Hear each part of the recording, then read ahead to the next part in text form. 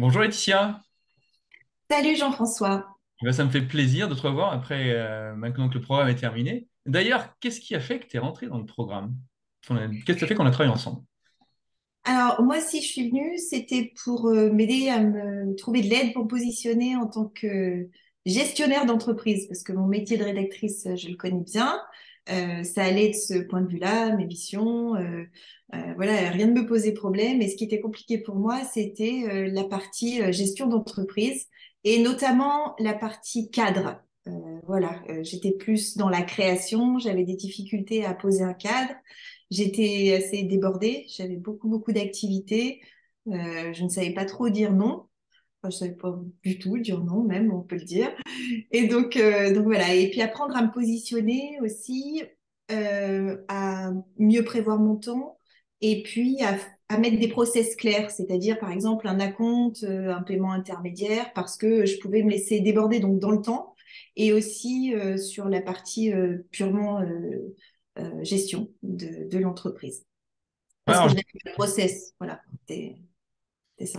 juste en deux mots, pour ceux qui ne te connaissent pas, justement, parce qu'ils se disent, maintenant elle parle de choses, mais qu'est-ce qu'elle fait? Juste pour leur décrire ce que tu fais et ce qui a. Bon, après, on verra ce qui a permis d'évoluer par la suite.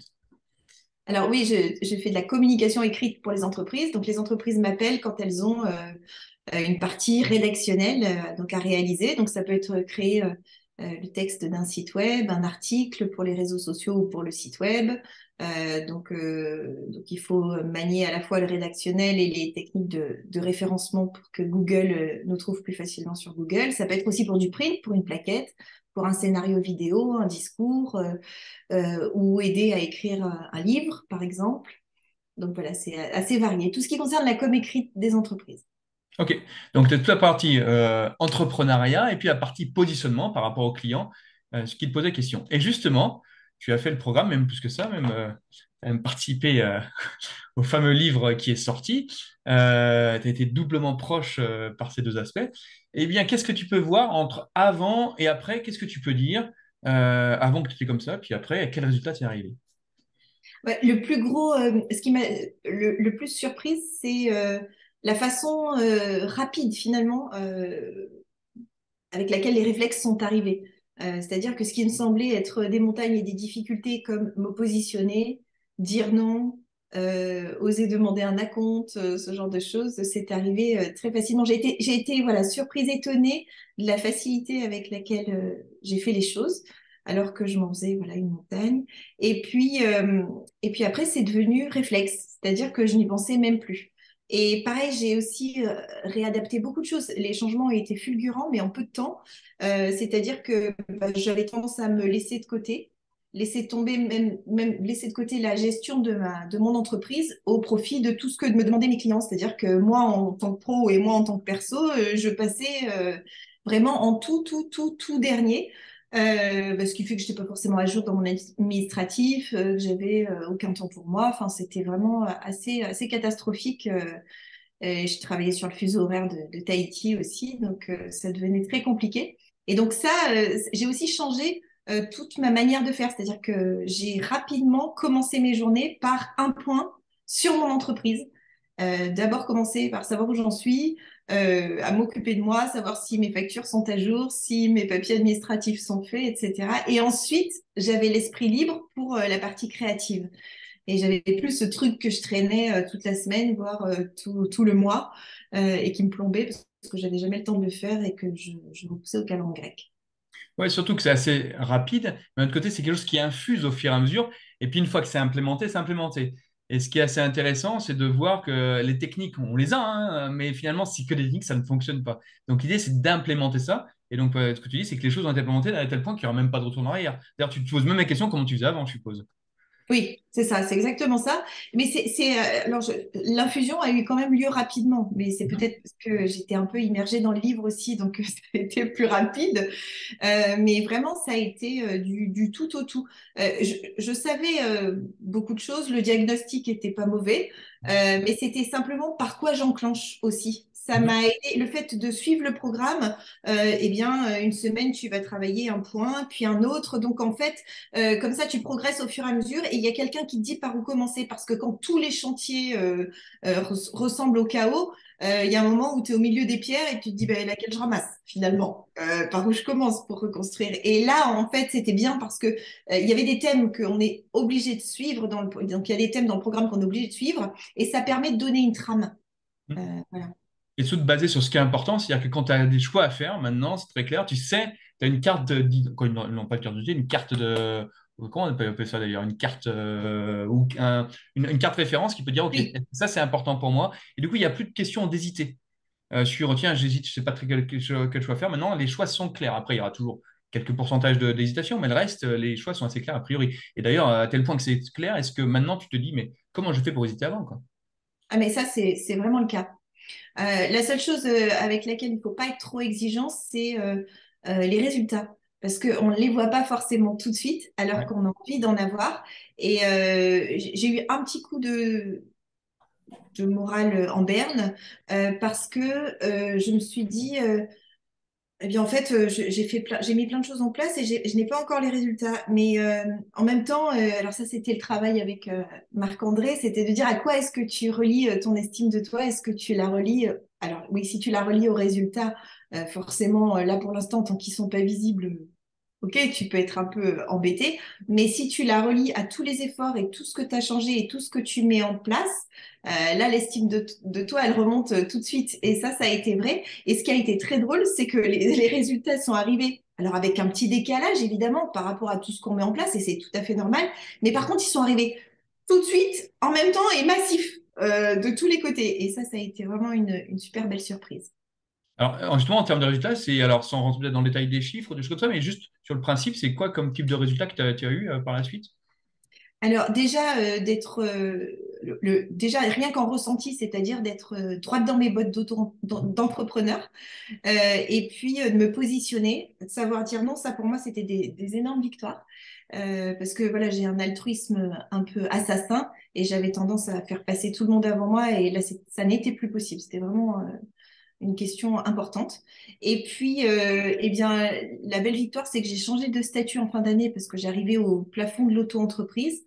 Alors, même si les taxes et les charges ne sont pas les mêmes, fin mai, j'aurais fait mon chiffre d'affaires de l'année dernière.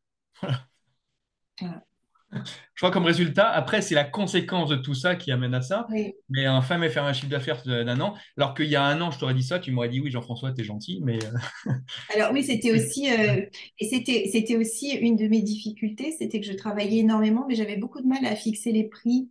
Et puis, je travaillais beaucoup pour pas gagner énormément. Alors, j'avais la chance d'avoir des clients et ça se passerait très, très bien. Mais voilà, toujours une difficulté à mettre une valeur sur un travail. Il y avait un petit côté où on se sent un peu, on a l'impression il y a quelque chose d'un peu, est-ce que si j'augmente mes prix, je suis pas un peu narcissique ou voilà, j'étais très gênée avec ça, j'étais pas très à l'aise et ça a été un des plus gros une des plus grosses, un des plus gros chantiers, on va dire. Voilà. donc voilà, des affaires, plus de clients, voilà, donc c'est intéressant en tant qu'entrepreneur, en tout cas, les résultats. Alors, maintenant qu'on a vu les résultats, et puis après, on pourra en parler encore bien d'autres, mais si d'aventure tu rencontrais quelqu'un ce soir et tu lui parlais du programme, de l'accompagnement que tu as eu, du temps qu'on a passé ensemble, qu'est-ce que tu lui dirais? Sur voilà, ou ce soir tu es en train de boire un verre avec quelqu'un, tu dis attends, il y a quelque chose qui est super intéressant. Qu'est-ce que tu dirais? Ben, moi, je dirais que c'est pas un signe de faiblesse de se faire accompagner. Mhm. Au contraire, c'est un signe de lucidité, c'est une marque de lucidité. Et je crois qu'à un moment donné, on a tous nos limites. Et puis la fatigue fait qu'on a déjà réfléchi, on n'arrive plus à trouver d'autres chemins de pensée et on a besoin de personnes extérieures qui voient la situation autrement. Et ça aide vraiment. Et puis aussi de se dire, je peux le faire toute seule. Alors, c'était une phrase que tu disais souvent, Jean-François, c'était il suffit d'eux, il n'y a pas grand-chose à faire. Et c'est vrai que dans mon cas, il n'y avait pas grand-chose à faire parce que j'avais des clients, parce que ça fonctionnait bien. Enfin, ça fonctionnait. bien, mais à mon détriment.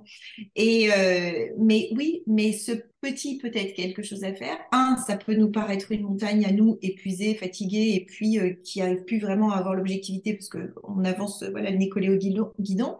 Mais euh, il y a aussi le fait que... Mince, excuse-moi, j'ai perdu mon idée. C'est pas grave. Comme ça, au moins, on voit que c'est Allez, improvisé et c'est vraiment, c'est comme dans le fait, on avance au gré des choses. Non, je te dis, tout, qu'est-ce que tu dirais à la personne sur ce oui, qu'il est en train de faire et sinon.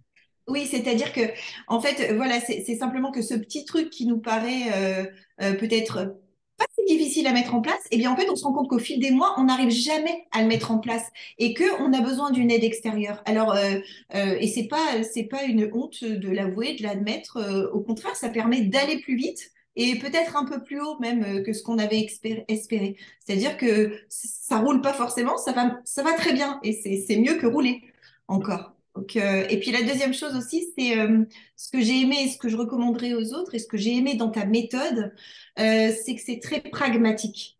Voilà, moi je déteste la partie, enfin tu sais, toute cette mouvance développement personnel qui consiste à se regarder le nombril, à se dire que les autres sont toxiques, voilà, et comme ça remuer des concepts sans donner quoi que ce soit de fertile.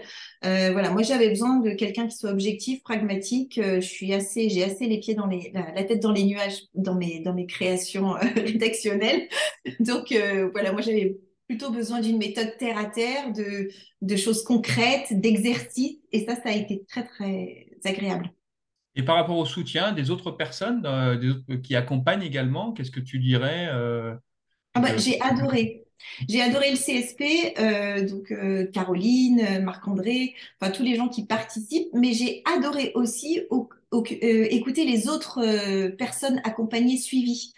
Parce que pendant les ateliers collectifs, ce que vivent les autres, on l'a peut-être pas encore vécu, mais on va peut-être le vivre. Et puis tout simplement, ça permet de voir les fonctionnements différents, la manière d'appréhender chaque situation, comment on peut réagir parce qu'on a tous des idées et des blocages.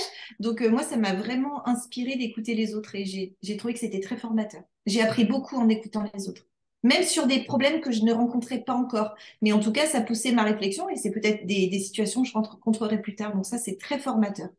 Et puis, la bienveillance.